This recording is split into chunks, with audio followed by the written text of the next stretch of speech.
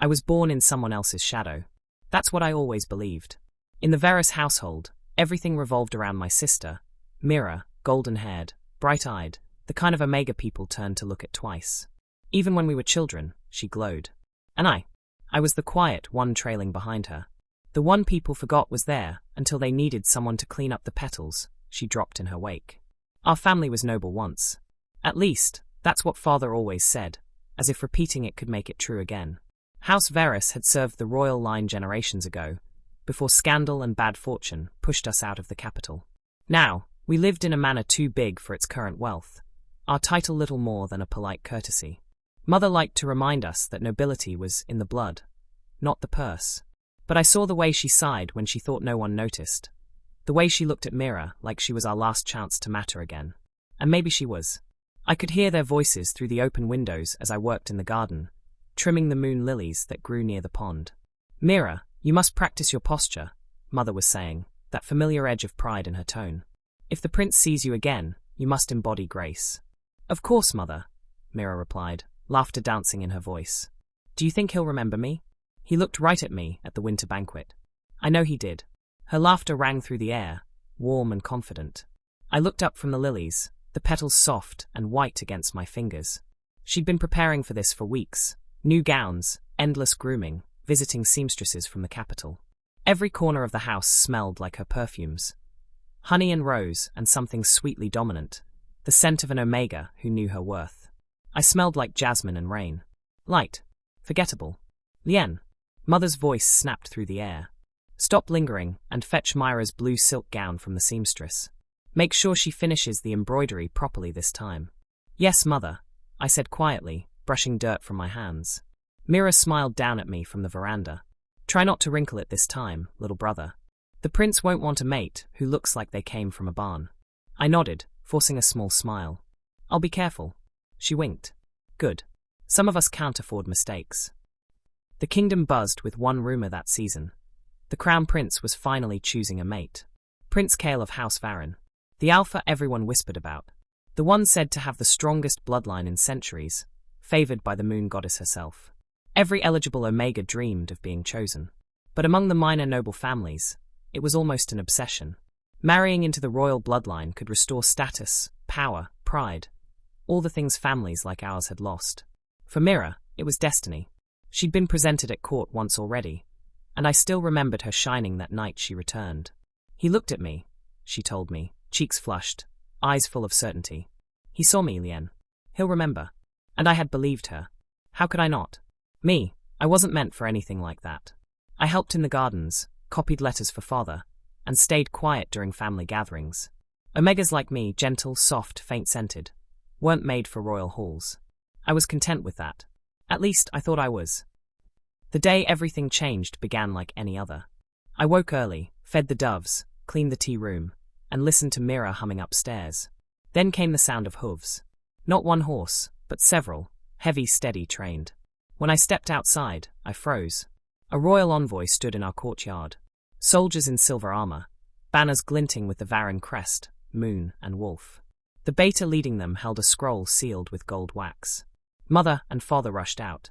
Mira followed, already radiant in her pale silk, her scent polished and sweet. She looked every bit the future consort she believed she was. The beta bowed.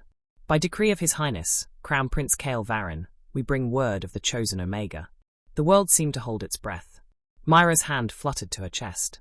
The envoy broke the seal, unrolled the parchment, and read aloud. The prince has chosen. Lien of House Varys. Silence. For a moment, I thought I'd misheard. I looked around, waiting for someone to laugh, to correct the mistake. Myra's fan slipped from her fingers. What did you just say? Lien of House Varys, the beta repeated, his voice steady. By name, scent, and decree. My throat went dry.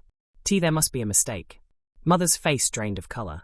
Surely you mean Mira, my daughter Mira. The prince knows her well. He's danced with her. The beta's expression didn't waver. The prince's word is final. The royal seal authenticates this decree. Mira stepped forward, trembling with fury. This is absurd. Lien isn't even. He's nothing special. He's never even been to court. I could barely breathe. I didn't do anything, I whispered. I don't know why. The prince does not err, the envoy cut in smoothly. Prepare yourself, young master. We depart before sundown. The moment they left to ready the horses, chaos erupted. What have you done? Mother demanded, clutching her pearls like they might choke her. What spell did you cast? None. I stammered. I don't even know the prince. Myra's voice cracked. You're lying. You must have done something. How else could he choose you over me? Father slammed his hand on the table. Enough. There will be no accusations without proof. But even his voice trembled with confusion. I stood there, heart hammering, wishing I could vanish. This was wrong. Everything about it was wrong. By the time the soldiers returned at dusk, I hadn't packed a thing. My mother refused to help. Mira refused to look at me. As the guards carried my few belongings to the carriage, I turned to my family. I'll tell them there was a mistake, I said quietly. Once I arrive, I'll explain it to the prince myself. Mother only sighed, exasperated. Just don't shame us further. And Mira, she stared at me, hatred sharp in her voice. You stole this from me, Lien. You'll see. He'll regret it. You'll regret it. Her words followed me as I climbed into the carriage. The door shut. Rain began to fall. We rode through the night. The rhythmic clatter of hooves was the only sound. I sat by the window, watching the trees blur past. My hands wouldn't stop trembling. My scent, usually faint, had turned sharp with anxiety. Across from me, the beta envoy glanced up from his notes. You truly didn't know? I shook my head. No. I never even met the prince. He hummed softly, studying me. Strange. His Highness was very precise. He sent your name himself. Then he must have meant another Lien. The beta almost smiled. There's only one Lien Varus in the registry. Seems the prince knew exactly who he wanted. I turned my gaze back to the window, my heart pounding in my ears. The capital appeared just before dawn. A sea of white towers and silver roofs bathed in the glow of the moon. I'd seen it only in books, but nothing prepared me for how enormous it felt, how alive. By the time we reached the palace gates, my stomach was twisting in knots. The gates opened with a groan that echoed like thunder. Prince Kale. He stood near the throne, dressed in black and silver, his aura quiet but immense. When his eyes lifted to meet mine, everything inside me stilled. Gold. His eyes were molten gold. For a long moment, neither of us spoke. My pulse thundered in my ears. I bowed clumsily, lowering my gaze to the floor. Your Highness, I managed, my voice barely steady. There must be a misunderstanding. Look at me. The command rolled through me, gentle but impossible to disobey. I looked up. Kale's gaze locked onto mine, unflinching. Something passed between us, something ancient, heavy, electric. My scent flared without warning, jasmine and rain filling the air.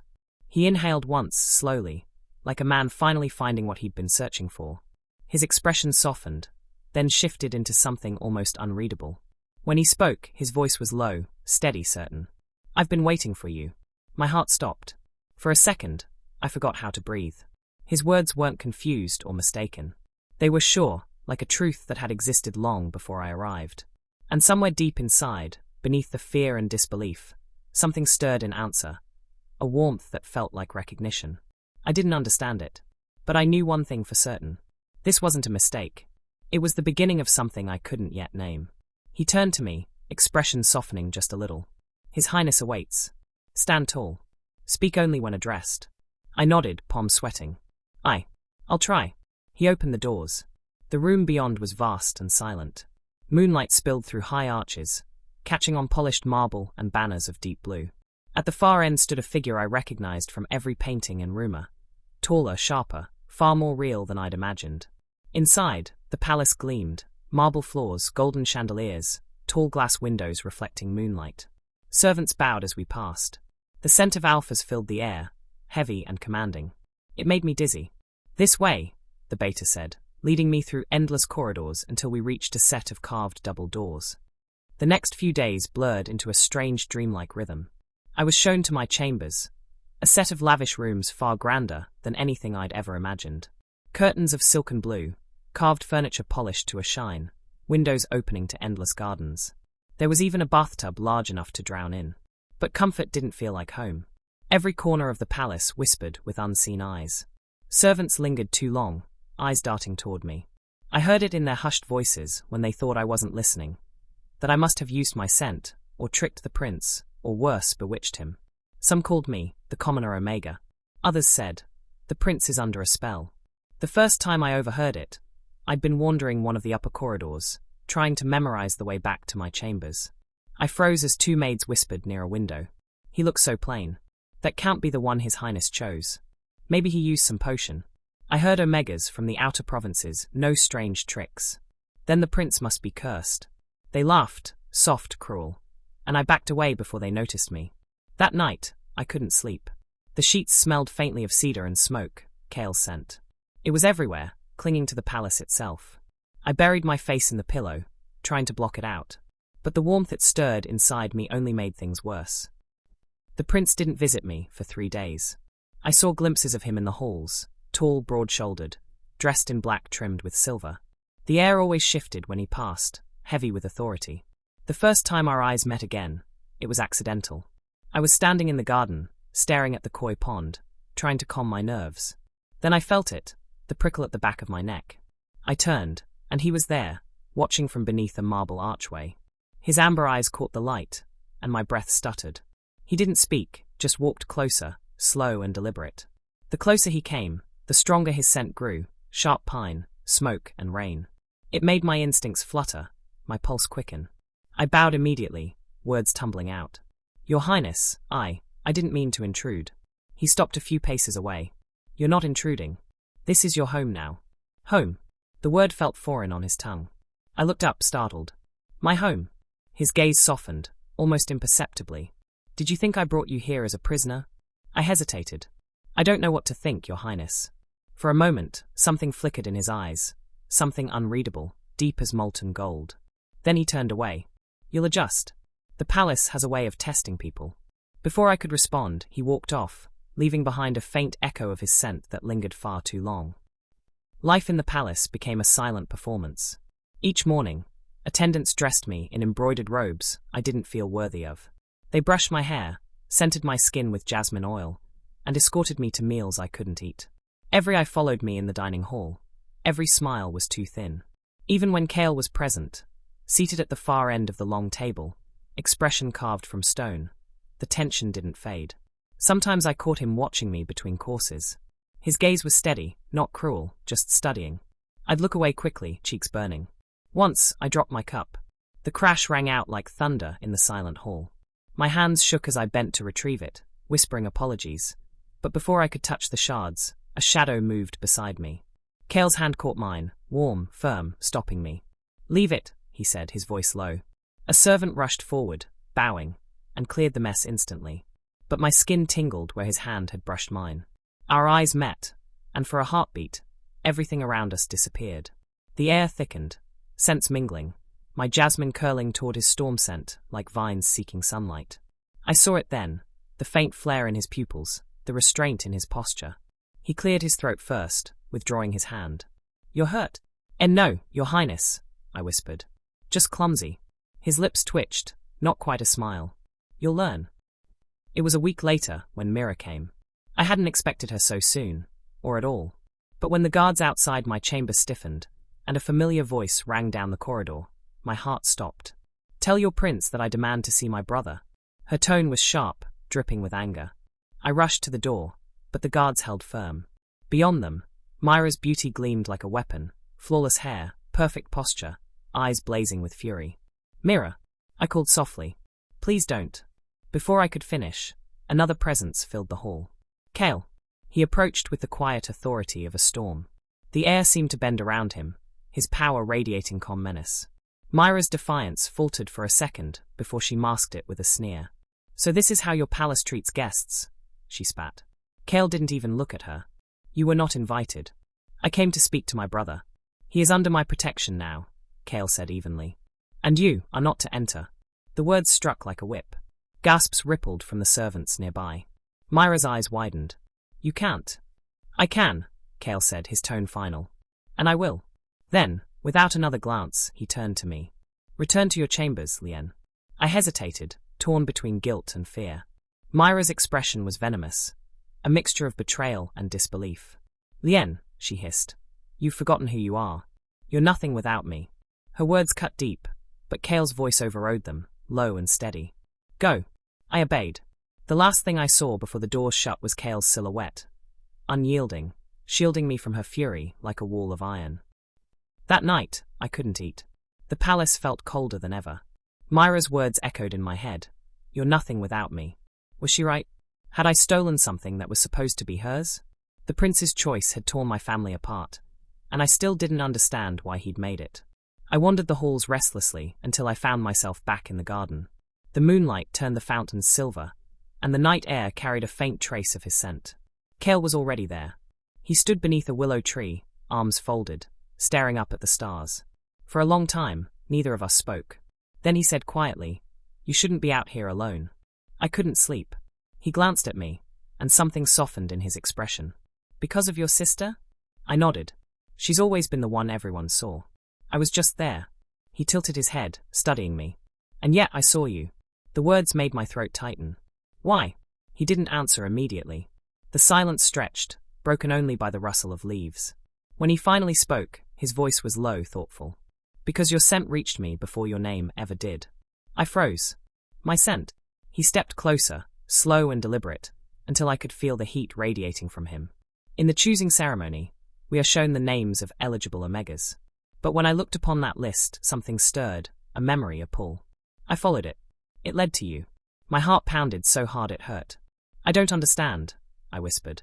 Kale's gaze dropped to my lips, then back to my eyes. "You will." He turned to leave, but before he did, he said, almost softly, "Sleep, Lien. You're safe here." When he walked away, I stood rooted in place, breath trembling. His words should have comforted me, yet the warmth in my chest burned with confusion instead. The next morning, during a court gathering, I almost tripped descending the marble steps. Kale was halfway across the hall, speaking to his advisors, but in an instant he moved, faster than I could see. His arm wrapped around me, steadying me before I hit the ground. The world narrowed to the heat of his touch and the way his scent surged, storm and pine, overwhelming and wild. My body reacted instinctively, scent flaring to match his. Gasps echoed around the chamber. I realized too late that every noble, every servant, had seen the exchange. Kale's arm lingered around my waist for a heartbeat too long. Then he drew back, jaw tight, eyes warning anyone who dared whisper.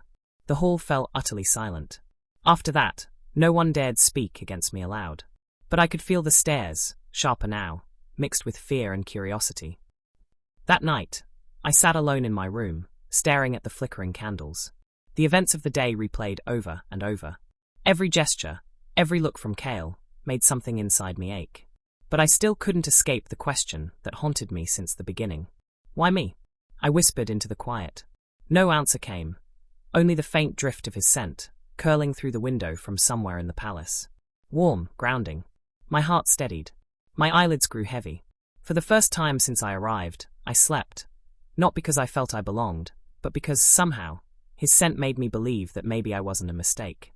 The palace was never truly quiet anymore. Even when the nights turned cold and the torches burned low, I could hear them. The whispers that threaded through the corridors, the rustle of silk as servants paused outside my chambers, their voices hushed with speculation and contempt.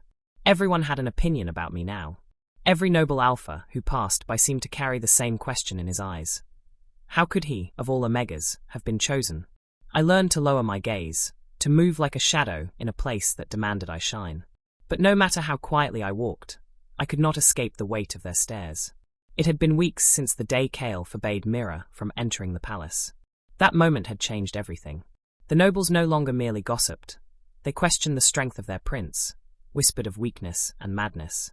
I could feel it every time I entered a hall. Conversations stopped. Laughter faded. And yet, no one dared say anything aloud when Kale was near. He ruled the room not by words, but by the heavy, unyielding presence that seemed to bend the air around him. I watched him often, though I tried not to be caught doing it. He was so different from the alphas I had grown up around.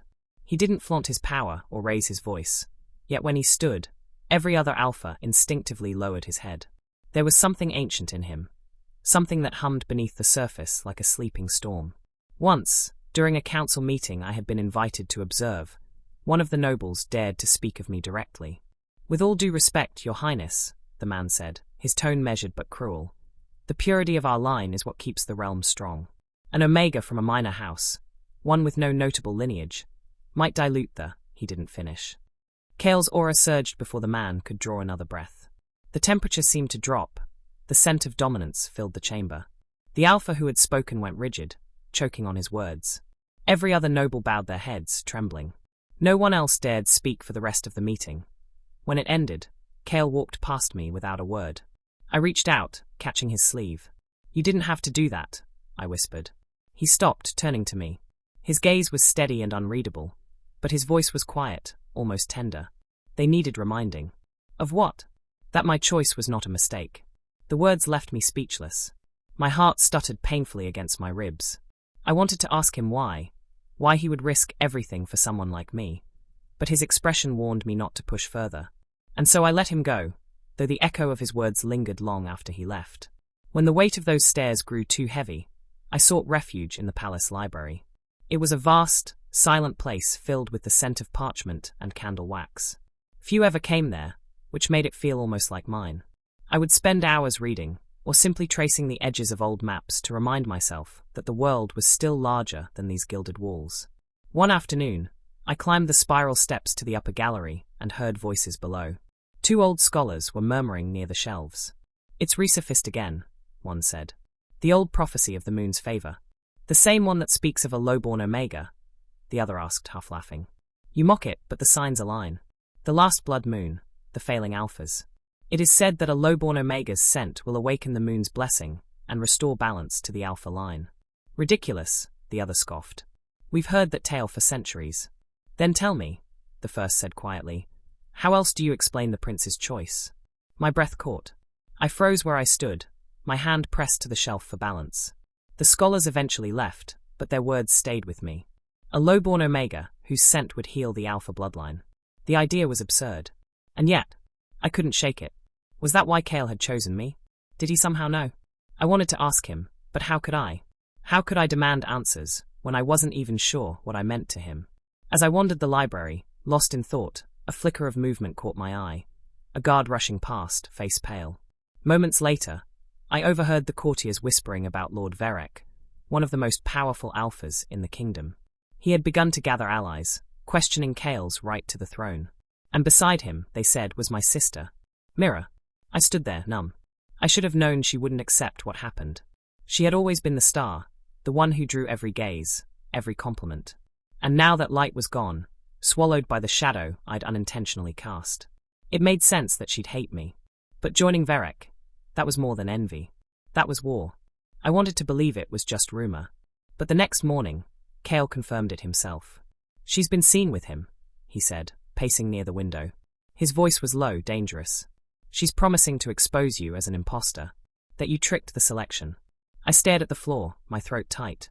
Maybe she's right. Maybe I don't belong here. He turned sharply, his aura flaring just enough to make my breath catch. "Don't ever say that again." I looked up. His eyes were molten gold in the morning light. "You think I don't know who you are?" he said. "You think I chose you without reason?" Before I could respond, he stepped closer, his tone softening. "You belong here, Lien, whether the court believes it or not." Then he left me standing there, speechless, heart pounding. The attack came 2 days later. It was supposed to be a quiet trip to the temple gardens outside the city, a chance to breathe, to feel something beyond marble walls. Kale had hesitated to let me go. "The roads aren't safe," he'd said. But I insisted. I needed air. I needed to see the world again. The morning was peaceful at first, sunlight spilling across the cobblestones. Then everything shattered. The horses screamed, the carriage jolted violently, and I was thrown against the seat. Wood splintered, metal groaned, and then we were tumbling off the road. The crash came with a deafening crack. Pain flared through my shoulder as I crawled out of the wreckage, gasping for air. Guards shouted, "Ambush!" But their voices blurred into chaos. Figures moved on the ridge above us, bows drawn. The scent of aggression filled the air, thick and bitter. My vision swam. Then, through the noise and the terror, I felt it. A surge of power, vast and primal, cutting through everything. Kale. He appeared like a storm breaking open, his aura slamming into the world around us, commanding silence. The attacking alphas dropped instantly, their bodies trembling under the weight of his dominance. The very air seemed to hum with energy, the earth vibrating beneath his feet. He reached me in seconds, his arms wrapping around me, as if to shield me from the world. I could feel his heartbeat, hard, erratic, furious. His scent filled my lungs, grounding me, drowning everything else out. No one touches what's mine, he growled, voice trembling with restrained fury. I could barely breathe. His power pressed against me, not to harm, but to claim, to protect. The words sank deep into me, even as confusion tangled with warmth. Mine. Later, after the attackers were taken away and the chaos had subsided, Kale carried me back to the palace himself. I tried to protest, but he didn't listen. His jaw was tight, his eyes wild in a way I had never seen. That night, I thought he would leave me alone to rest. But as the candles burned low, there was a soft knock on my door. When I opened it, he stood there, shadows deep under his eyes. "May I come in?" he asked quietly. I nodded. He entered, closing the door behind him, and the silence stretched between us. He looked at me for a long moment, then asked, "Are you hurt?" "Just a bruise," I murmured. He stepped closer, and for a moment I thought he might touch me, but he stopped himself. "It shouldn't have happened. I should have been there." "You can't protect me from everything," I said gently. His lips twitched, a faint smile that didn't reach his eyes. "Maybe not, but I'll try." Something in his tone broke the air between us. My chest tightened. I wanted to ask him what I meant to him, why he looked at me like that, like I was both a miracle and a burden he couldn't put down. He seemed to read the question in my eyes. His voice dropped to a whisper. "Do you know when I first sensed you?" I shook my head. "The last Moon Festival," he said, eyes distant, like he was seeing it again. "There were hundreds of scents that night. But yours cut through everything. Wild jasmine. I couldn't forget it. It haunted me. When your name appeared in the selection, I knew." My breath caught. "You remembered my scent?" He looked at me like the answer should have been obvious. "It called to me. You called to me." The words left me trembling. He reached out then, fingers brushing my cheek. His touch was careful, reverent, like he was afraid I'd vanish. "Kale." He exhaled, his control slipping for a heartbeat. "You don't understand what you do to me," he said, voice raw. "If I let myself go, I'll mark you. And I won't do that until you're ready." He leaned in, so close I could feel his breath against my lips, could smell the faint scent of rain that always clung to him. My pulse thundered in my ears. "I'm not afraid of you," I whispered. His gaze softened, but his voice stayed low, rough. "You should be." He turned then, as if leaving was the only way to keep himself in check. The door closed behind him with a quiet click, and I stood there, dizzy from the heat he left behind. For a long time, I couldn't move. My fingers drifted to the spot where he'd touched my face.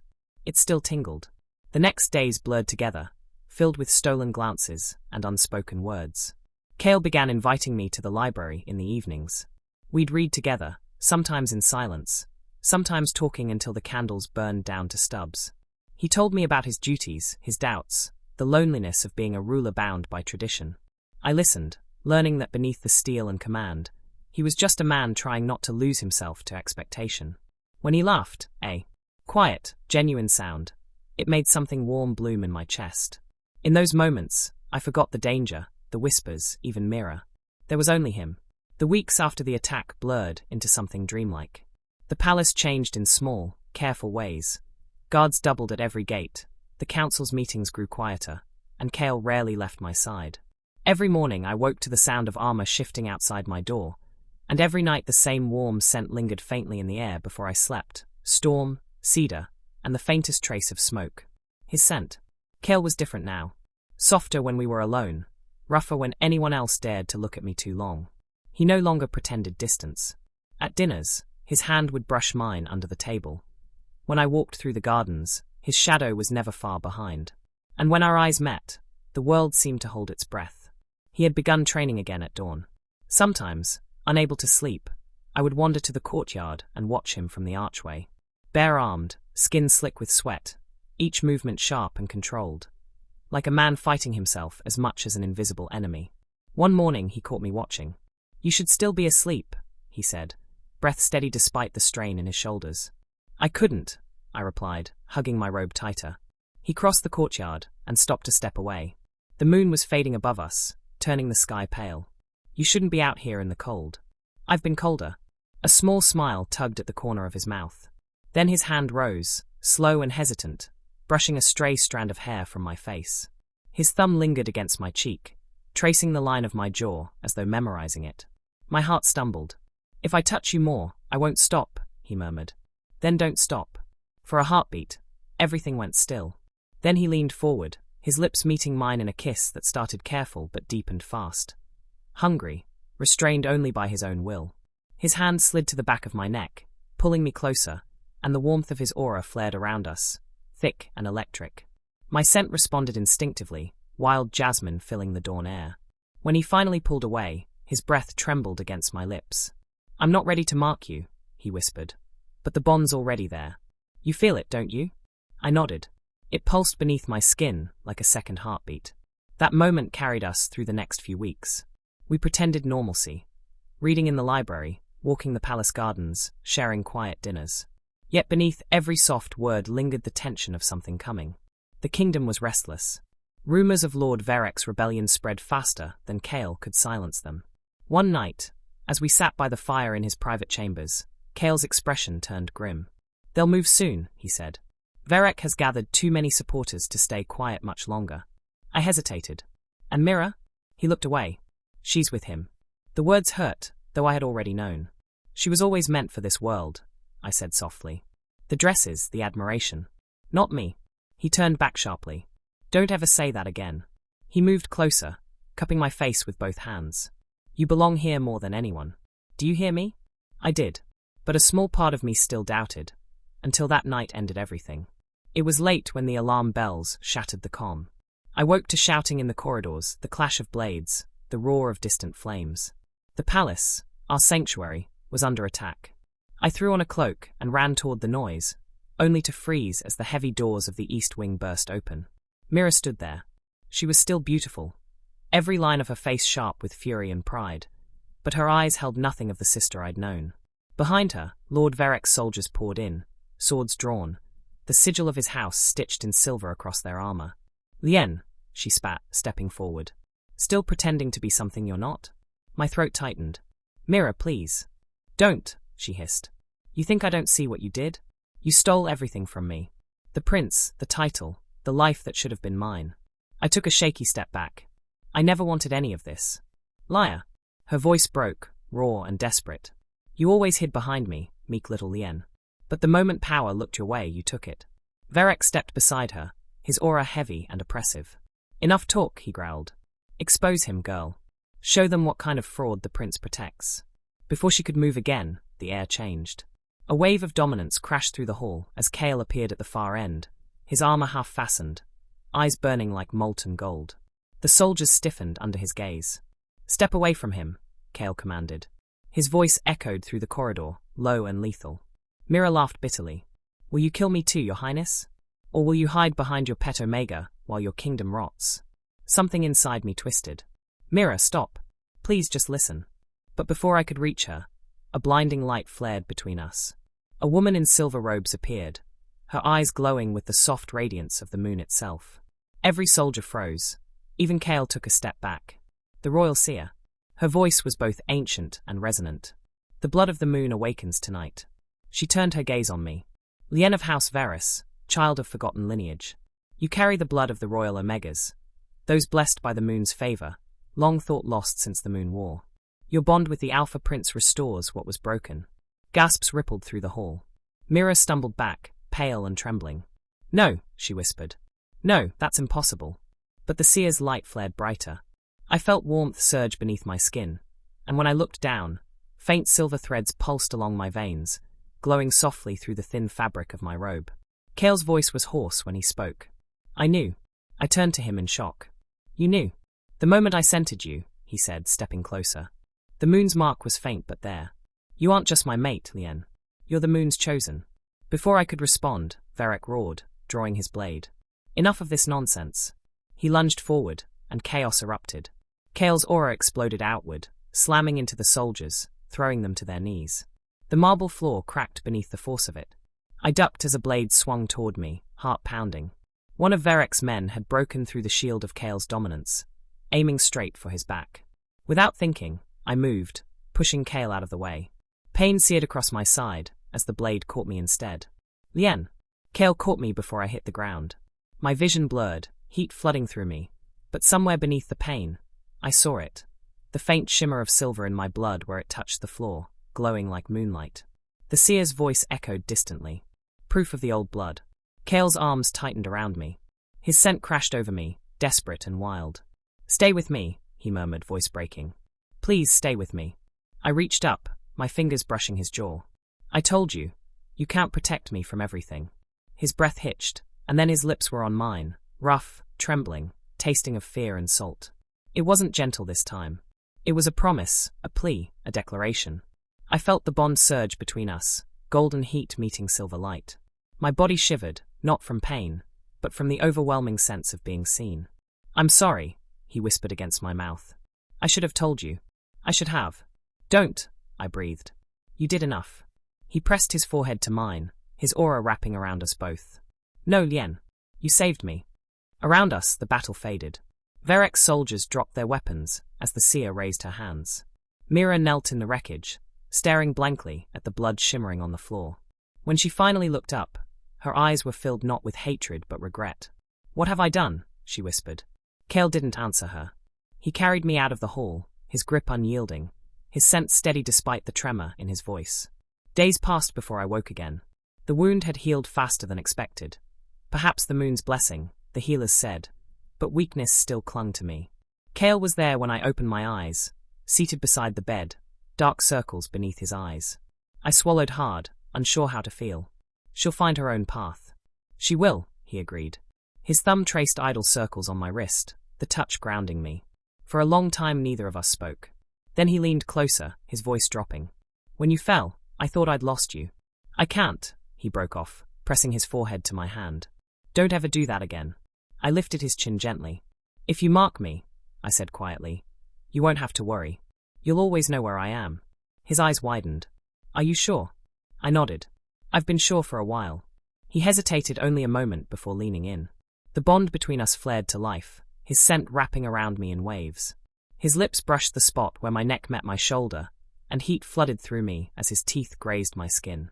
The world tilted, light and shadow melting together, until everything was warmth and belonging. When it was over, he held me close, his heartbeat steady against mine. The silver glow beneath my skin pulsed once, then faded, settling deep in my veins like something finally at peace. Outside, the moon hung full and bright above the palace.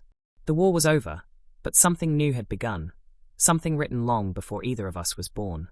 Kale kissed my temple and whispered, "You were never a mistake, Lien. You were fate."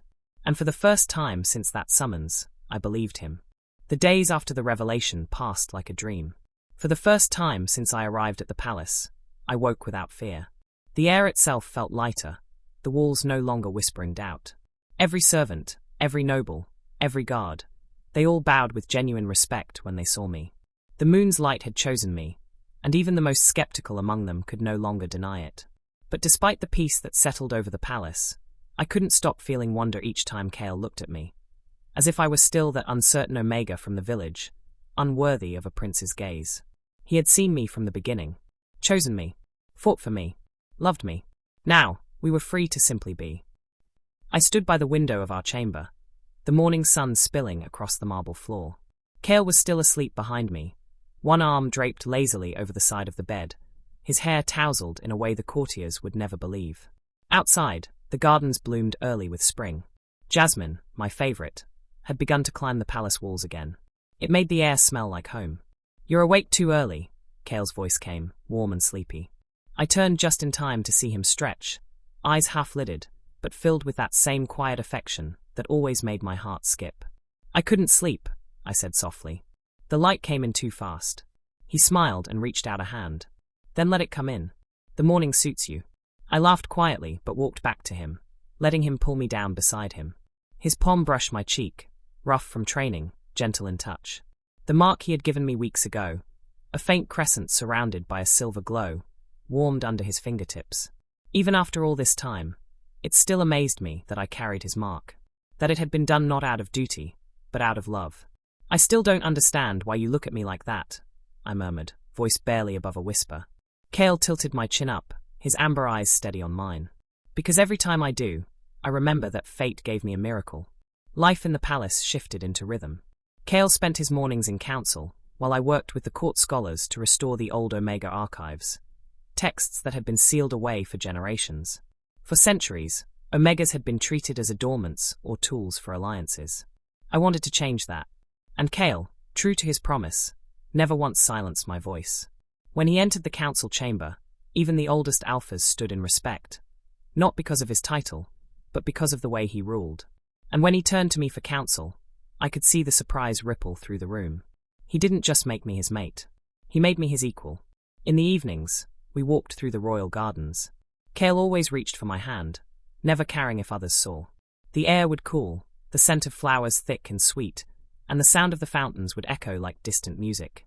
Sometimes we spoke of the future, the kind of world we wanted to build. Other times, we said nothing at all. The silence between us was soft, comfortable, full. When the next full moon came, the kingdom held a celebration unlike any before. Lanterns rose into the sky, 1,000 tiny lights reflecting off the palace lake. From the balcony, I could see the people gathered in the streets, their cheers echoing through the night. It was strange. Months ago, those same voices had whispered that I was unworthy. Now they called my name with love. Kale stepped behind me, wrapping his cloak around my shoulders. "Do you hear them?" he whispered against my ear. "I do," I said softly. "But it feels unreal." He smiled, his hand finding mine. "It's real. You gave them hope again." "No," I whispered, turning to meet his gaze. "We did." Under the moonlight, his expression softened, that quiet, reverent look that always made my chest ache. Then, with a tenderness that stole my breath, he kissed me. The world fell silent. The cheers, the music, the flickering lanterns. Everything disappeared, leaving only the two of us and the soft pulse of our bond. When we finally parted, Kale rested his forehead against mine. "The moon chose wisely," he murmured. "But even if she hadn't, I would have chosen you." Weeks passed. The air grew warmer, the days longer. The palace gardens shimmered with new blooms, and I often found myself lingering there, one hand resting against my stomach without even realizing it. At first, I thought it was simply exhaustion. But then came the warmth beneath my skin, the way my sense subtly shifted, sweeter and deeper. The court physician confirmed it one morning, his smile kind and knowing. "The moon's blessing," he said softly. "A new life grows within you." My breath caught. For a moment, I couldn't speak. The room seemed to spin, not from fear, but from something vast and overwhelming. When I told Kale later that evening, he went utterly still. His eyes widened, then softened, and before I could say another word, he knelt before me, his hands trembling slightly as they rested over mine. "Truly," he whispered. I nodded. "Truly." A low laugh escaped him, half disbelief, half joy. He pressed his forehead to my stomach, his shoulders shaking. "The moon keeps blessing me," he said quietly. "First you now this." Tears slipped from my eyes as I cupped his face. "It's our beginning," I whispered. "Not fate's. Ours." Kale became gentler after that. Not that he'd ever been harsh, but now his protectiveness deepened into something softer.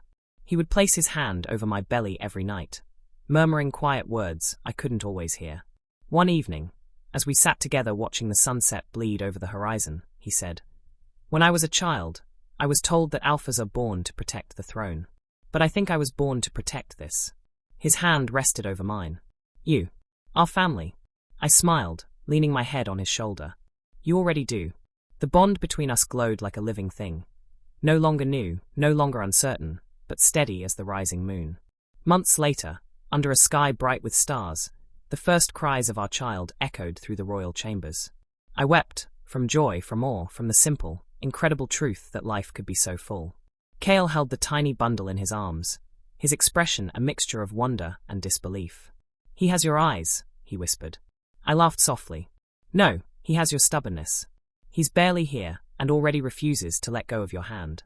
Kale smiled and pressed a kiss to my forehead. "Then he'll be strong. Like you." When he placed the child in my arms, I felt something inside me settle, a peace deeper than anything I had ever known. The moon shone through the window, its light falling across us, silver and warm. And for the first time, I understood what destiny truly meant. Not crowns or bloodlines or prophecies. Just love. That night, after the palace had gone quiet, Kale and I stood on the same balcony where everything began. The air was cool, the moon full, the scent of jasmine drifting through the wind. Below us, the city lights shimmered like stars. Our child slept peacefully inside, wrapped in soft blankets, unaware of the world that awaited him. Kale slipped his hand into mine. "Do you remember the first night we met?" he asked softly. I smiled. How could I forget? I thought it was a mistake. He turned to me then, his amber eyes glowing faintly in the moonlight. "From the start," he whispered. "It was never a mistake. It was fate." I leaned into him, my head resting against his chest, and for the first time in my life, I truly believed it.